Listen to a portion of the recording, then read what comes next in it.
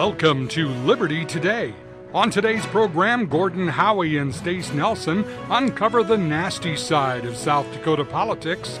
Sam Kephart discusses the art of political diversion. And Revival Report, Constitutional Question, and the Freedom Poet round out this week's lineup when Liberty Today starts now. Politics is a nasty business. And unfortunately, we've seen the results of the politics as usual in our state and federal government, haven't we? Yes, sir, we have.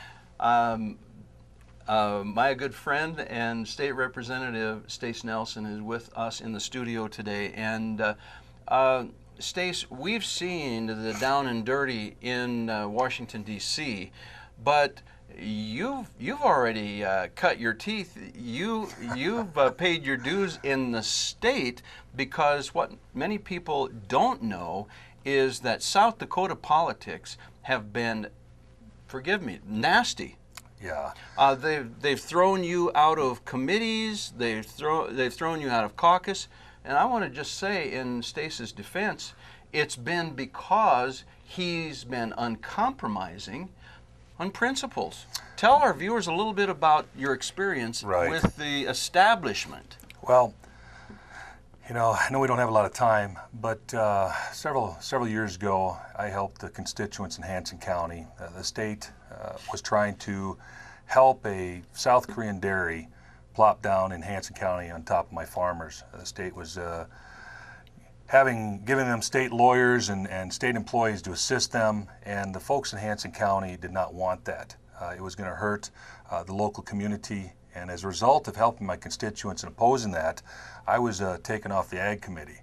And this wasn't something, excuse me, Stace, this wasn't something your constituents didn't like a little bit. This is something they didn't like a lot. Well, that's correct. And so you took a position to represent them against these career politicians, against the establishment in Pierre. Right, and that's correct. And I want folks to understand that I'm a free market guy, but when you have the state picking winners and losers, that's not free market, and that's more akin to communism.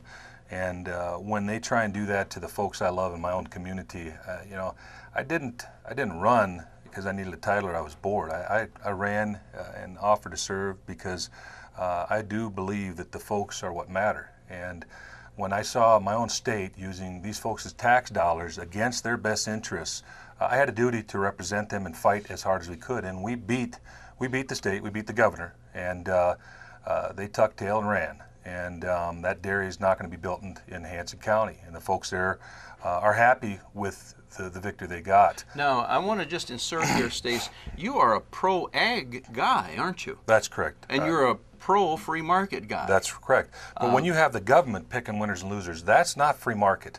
That is that's no different than Obama and Solyndra. Or any other debacles that we have going on right now, where the federal government is taking your tax dollars to help out their cronies and use it as crony capitalism. The other one where I was taken off the Judiciary Committee because last fall, when the Argus Leader asked me about the governor's criminal justice reform, I read through it and I had dire concerns about it, and I expressed those. You've got some background in that field, haven't you? That's correct. And matter of fact, my dear friend Representative Lance Russell also expressed those concerns. So this last session, myself and Lance Russell, despite the traditions and the courtesies of tenured legislators being kept on their committees, Lance and I were removed off the Judiciary Committee, basically to grease the skids and give that bill a free pass through the Judiciary Committee. So when folks need to understand, and unfortunately our news media is so pressed for time, there's not always a lot of time for them to cover all this stuff. And that kind of just went underneath the radar. But that wasn't enough. They also threw you out of caucus.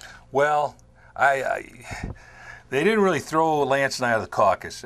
We were meeting with some constituents one day, and they took that opportunity to tell the caucus that leadership, when I say leadership, they had decided that Lance and I were to be uninvited from the Republican caucus. Now, mind you, it is a democratically elected, voluntarily participated in caucus. It's just a meeting. And but they did a big grandstand. They released to the press, and they made a big thing. They tried to basically ruin Lance and my good name, and it was just dirty, ugly politics. I mean, it's the kind of the stuff you see in Chicago, and there's a reason for that. You know, I don't want to go into detail, but we got a couple lawyers in state politics that were lawyers, Chicago lawyers. So evidently they brought those nasty tricks with them when evidently were. You know, I'm curious if they were also in the Democratic Party with Obama there. Well, but, it all kind of backfired on them because Stace Nelson has become something of an urban legend in South Dakota. I don't know about that. And I would just say, as you're watching this today, you as a South Dakota citizen and a voter and a taxpayer should ask yourself this question. Do you want a career politician to represent you in Washington, D.C., or do you want a man like my friend Stace Nelson who is not afraid to stand up against the establishment? Can you imagine John McCain or Harry Reid pushing this guy around? I don't think so. Stay tuned. We'll be back.